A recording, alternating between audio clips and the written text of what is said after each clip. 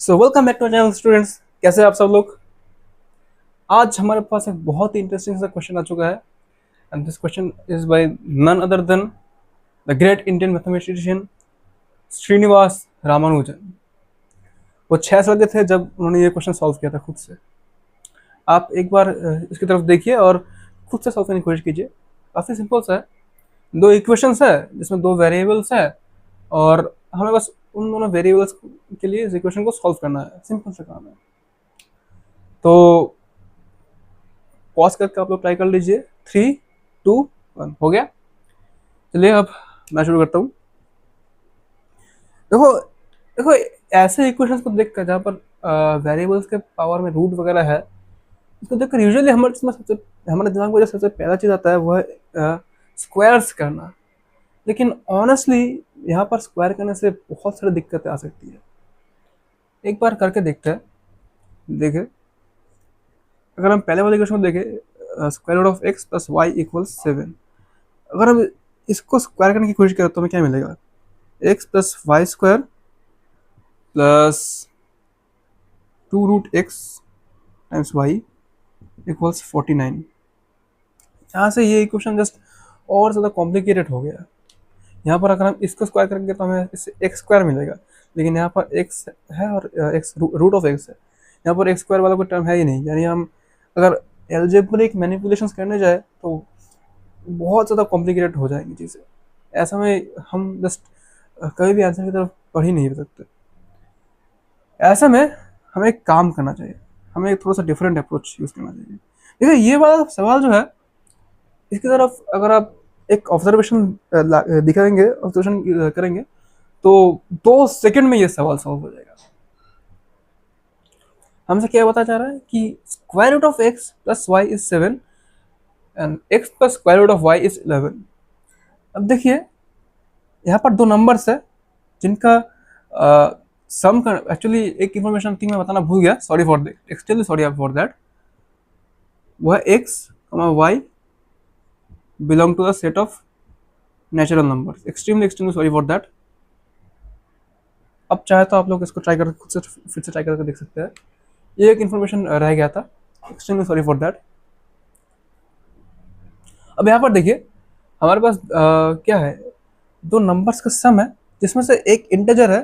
हमें पता है कि एक इंटीजर है और सम करने पर हमें जो रिजल्ट मिल रहा है वो भी इंटीजर ही है। यहाँ पर भी देखिए, दो नंबर्स का सम है जिसमें से अगेन एक इंटीजर है और ये जो सम है ये भी एक इंटीजर है। यहाँ से हमें एक चीज़ नोटिस हो जानी चाहिए कि दो अगर हमारे पास कोई दो नंबर का सम है जिनमें से जिसको अगर हमारे पास दो नंबर्स का सम है जो सम खुद एक इंटीजर है और उन दो नंबर्स में एक नंबर इंटीजर है, तो ऐसा सिर्फ तभी पॉसिबल हो सकता है जब दूसरा नंबर भी इंटीजर हो। मान लेते हैं कि ये इंटीजर नहीं होता, ये तो इंटीजर है, सम करने पर इंटीजर आ रहा है, लेकिन ऐसा तो कभी हो ही नहीं सकता। यहाँ पर कोई फ्रैक्शनल वैल्यू ले लीजिए, 3.5, 5.9 कुछ भी ले लीजिए, क्योंकि ये y जो है ये इंटीजर है, तो एक रूट एक्स और y का सम कभी भी एक इंटीजर हो ही नहीं सकता। क्योंकि y भी एक इंटीजर है, 7 भी एक इंटीजर है, तो इस इक्वेशन में x रूट एक्स को भी एक इंटीजर होना ही पड़ेगा। और यहाँ पर देखिए, यहाँ पर x इंटीजर है और x और रूट y का सम 11 इंटीजर है। यानी इन दोनों का सम भी इंटीजर है, यानी रूट y को भी इंटीजर होना ही पड़ेगा। अब इसका मतलब है कि ये दोनों रेडिकल्स जो है ये एक्चुअली रैशनल है, इरेशनल नहीं है। बिल्कुल बिल्कुल बिल्कुल रैशनल है। अब हमारे पास रेंज देखिए, यहाँ से दोनों दोनों नंबर्स का सम क्या बन रहा है? 11 बन रहा है। अब यहाँ से वर्स्ट के सिनेरियो जो सकता है एक्स की वैल्यू के लिए वो है 0। अगर एक्स की वैल्यू y है तो y की रूट वाई की मैक्सिमम वैल्यू से 11। लेकिन अब देखिए, यहाँ पर रूट वाई ये एक रैशनल रेडिकल है, यानी यहाँ पर y एक ऐसा नंबर है जिसका रूट करने पर हमें कोई रैशनल नंबर ही मिलेगा। अब 0 से लेकर 11 के रेंज में कुछ स्पेसिफिक ऐसा नंबर ही है जिनका अगर हम रूट निकालेंगे तो हमें रैशनल नंबर मिलेंगे। वो जो है 0, 1, 4 एंड 9। अब उन्हीं वैल्यूज को अगर हम थोड़ा सा इधर उधर इनपुट करें तो हमें इसका सोल्यूशन मिल सकता है। ये वाला अप्रोच बिल्कुल सही है और ऐसे अगर हम वैल्यूज को प्रिंट करें, जैसे कि अगर हम x इक्वल्स 4 है, पर x इक्वल्स 4 और y equals sorry x equals 3 and y x equals 9 and y equals 4 अगर हम प्रिंट करें तो देखो यहाँ पर 9 का रूट यानी 3 प्लस 4 इज 7, यहाँ पर 9 प्लस 4 का रूट यानी 2, इस दोनों का सम 11।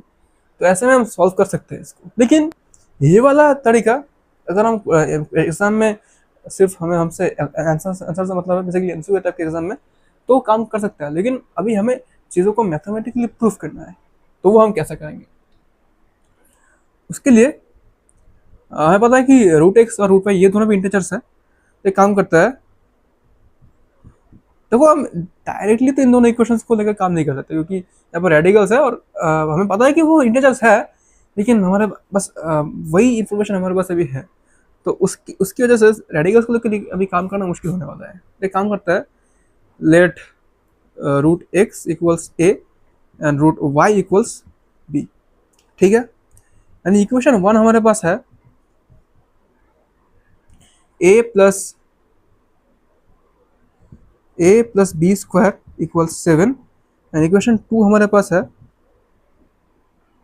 ए स्क्वायर प्लस बी इक्वल्स 11। ये दो इक्वेशन है हमारे पास अभी। अभी एक काम कर सकते हैं हम, इन दोनों में से किसी एक को दूसरे से सब्ट्रैक्ट करने की कोशिश करते हैं 2 से ही 1 में, क्योंकि ऐसा क्यों करेंगे कि हमें एक पैटर्न नोटिस होगा। अगर हम ऐसा करेंगे तो हमें ए स्क्वायर माइनस बी स्क्वायर मिलेगा, और फिर हम वैसे कुछ मैनिपुलेशंस कर सकते हैं। अगर हम 2 माइनस 1 कर दे तो क्या आएगा, A square plus B minus A minus B square equals 11 minus 7 यानी 4, ठीक है। अभी एक यहाँ से हम लोग ए स्क्वायर माइनस बी स्क्वायर के फॉर्मूला को यूज़ करके आगे बढ़ सकते हैं। वो तरीका आप खुद यूज़ कर सकते हो, लेकिन मैं यहाँ पर दूसरा तरीका यूज़ करूँगा। वो तरीका भी वैलिड है, लेकिन मैं यहाँ पर जो तरीका यूज़ करूँगा वो मेरे हिसाब से थोड़ा सा और फास्टर है। यहाँ पर इक्वेशन की तरह नोटिस अगर हम नज़र डालें तो हम यहाँ से बेसिकली वैल्यूज को सब्स्टिट्यूट कर सकते हैं। कैसे? यहाँ से पहले वाले इक्वेशन से हमें एक की वैल्यू कितनी है मिल रही है, b square sorry 7 minus B square, और यहाँ पर पहला टर्म उसका स्क्वायर है, यानी ये बन जाएगा 7 माइनस बी स्क्वायर का होल स्क्वायर प्लस बी को ऐसे ही रहने देते हैं, हम जस्ट एक की वैल्यू को सब्स्टिट्यूट कर रहे हैं, फिर वहाँ से एक वन वेरिएबल का इक्वेशन बनेगा, उससे सॉल्व कर सकते हैं चीज़ों को। फिर वैसे डिग्री 4 आ जाएगा, लेकिन ज़्यादा टेंशन लेने की ज़रूरत नहीं है। 7 माइनस बी स्क्वायर का whole square plus B minus A की वैल्यू है अगेन 7 माइनस बी का square, actually this is minus B square equals 11 sorry equals 4। अगर हम चीज़ों को यहाँ से एक्सपेंड करें तो ये बन जाएगा 49 plus b to the fourth minus 7 b square का ट्वाइस यानी 14 B square plus B minus 7 plus B square minus B square equals 4। यहाँ से बी स्क्वायर कैंसिल। यहाँ से ये आरसीबी वालों का फेवरेट नंबर है, आरसीबी फैंस का, 7 का स्क्वायर। यहाँ से हम जो हमारे पास जो वेरिएबल टर्म है बी, उसको आइसोलेट करने की कोशिश कर सकते हैं।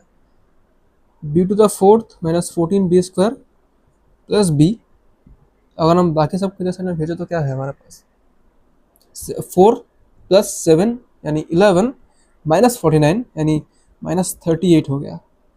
यहाँ से हम b को फैक्टर आउट करने की कोशिश कर सकते हैं, b S B cube plus sorry B cube minus 14 B square, 14 B square नहीं just b plus 1 equals minus 38। अब यहाँ से एक चीज़ याद रखना कि यहाँ पर एक डिग्री 4 इक्वेशन हमारे पास आ चुका है, यानी इस इक्वेशन को सॉल्व करने से हमें b की 4 वैल्यूज मिलनी चाहिए। 4 वैल्यूज हो सकता है सेम हो सकता है डिफरेंट हो, लेकिन 4 वैल्यूज आनी चाहिए। अब देखो पहली बात तो इसको माइनस 38 की इक्वल लिख देते हैं। अब देखो अगर हम किसी इन दोनों में से किसी एक टर्म को यूज़ करके बी के सारे वैल्यूज निकाल पा रहे हैं, तो हमें मतलब सारे 4 पॉसिबल वैल्यूज निकाल पा रहे हैं, तो हमें दूसरे वाले पार्ट को यूज़ करने की ज़रूरत है ही नहीं। बेसिकली मैं कहना क्या चाह रहा हूँ, हम लोग -38 को कितने तरीके से लिख सकते हैं? -2 टाइम्स 19। यहाँ पर देखो, पहली बात, b जो है, b एक इंटीजर है, और ये वाला टर्म, ये भी एक इंटीजर ही होने वाला है, क्योंकि इसके अंदर भी इंटीजर्स है और b के पावर्स है, यानी वो भी ये वाला टर्म भी इंटीजर होने वाला है। यानी दो इंटीजर्स का प्रोडक्ट दो और इंटीजर्स का प्रोडक्ट के बराबर आ रहा है। यानी यहाँ से हम कह सकते हैं कि इन दोनों इंटीजर्स में से कोई एक इन दोनों में से किसी एक के बराबर हो सकता है। यानी एक पॉसिबिलिटी है कि b -2 के इक्वल हो, और ये वाला टर्म b क्यूब -14b + 1 19 के इक्वल हो, या फिर b 19 के इक्वल हो और ये -2 के इक्वल हो, या फिर हाँ, या फिर एक सेकेंड पॉसिबिलिटी है कि 2 टाइम्स -19, जहाँ से b 2 के इक्वल हो सकता है, या फिर b -19 के इक्वल हो सकता है, और साथ में ये वाला टर्म ये 2 के इक्वल हो सकता है अगर b -19 के इक्वल हुआ, या फिर ये -19 के इक्वल हो सकता है अगर b 2 के इक्वल हुआ। अब हमें देखना है कि हम b के क्या क्या वैल्यूज ले सकते हैं। देखो, first of all a and b इन दोनों की वैल्यू नेगेटिव नहीं हो सकती। क्यों? क्योंकि ये दोनों रेडिकल्स है, कभी भी किसी रेडिकल की वैल्यू नेगेटिव नहीं हो सकती। अब ऐसा क्यों है? ऐसा अगर हम तुमसे पूछो तो इसका हम किसी और वीडियो में बात करेंगे, लेकिन ये दोनों कभी भी नेगेटिव नहीं हो सकते। यहाँ पर इमेजिनरी नंबर्स वाला पूरा इशू आ जाता है, तो ये दोनों कभी नेगेटिव नहीं हो सकते। यानी यहाँ से जस्ट b को हमने आइसोलेट किया, आइसोलेट करने पर b की जितने भी वैल्यूज पॉसिबल वैल्यूज आ रही है, उसमें से जितने भी नेगेटिव वैल्यूज है इन सबको हमें कैंसिल करना पड़ेगा।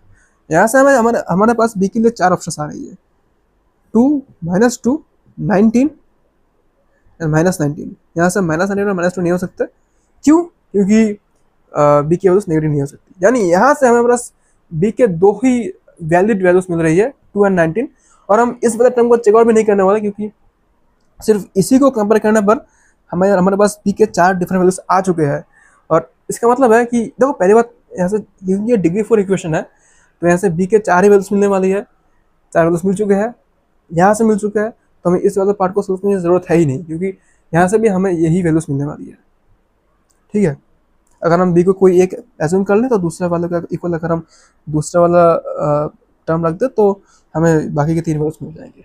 ठीक है, अब यहाँ से b के जो दो वैल्यूज वैलिड वैल्यूज मिल रही है वो है 2 और 19। अब यहाँ से हम इन दोनों को इन इक्वेशंस में बिठा के एक की वैल्यूज निकाल के कोशिश कर सकते हैं। इस वाले इक्वेशन में बिठा के देखते हैं, तो what is this, a + b का स्क्वायर यानी 2 का स्क्वायर यानी 4 7, यानी यहाँ से a आ जाएगा 3।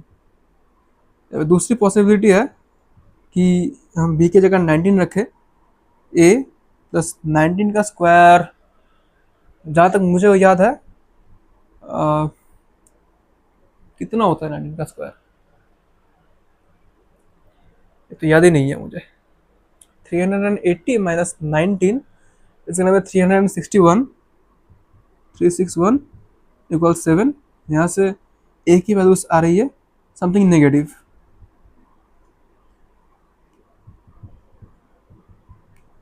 लेकिन a और b की वैल्यूज तो नेगेटिव नहीं हो सकती, क्योंकि ये दोनों ही रेडिकल्स है। यानी ये वाला सोल्यूशन b की ये वाला वैल्यू a के वैल्यू को इनवैलिड बना देता है, यानी ये वाला भी नहीं होगा। यानी b का एक ही पूरी तरीके से वैलिड वैल्यू है 2, जैसे a की वैलिड वैल्यू जो 1 2 3 मिल रही है वो है 3। यानी इस इक्वेशन का एक ही, मतलब इन दोनों सेट ऑफ इक्वेशन का एक ही सोल्यूशन है, a = 3 एंड b = 2। अब हमें फाइंड आउट करना है x एंड y को। a है x का स्क्वायर, सॉरी a है √x, यानी a स्क्वायर आ जाएगा x के बराबर, a is 3 यानी x would be equal to 9, और b है √y यानी b स्क्वायर हो जाएगा y के बराबर, b है 2 यानी इसका स्क्वायर होगा 4 = y, y की वैल्यू है 4। 4 = 4 को लिख रहा हूँ, y = 4। हो गया हमारा काम खत्म। Hope you like this video. अगर तुम लोगों को इस वीडियो को समझने में कुछ भी दिक्कत आ रहा है तो you can definitely ask me about that in the comment section. अगले वीडियो में फिर मिलते हैं, तब तक के लिए कीप लर्निंग।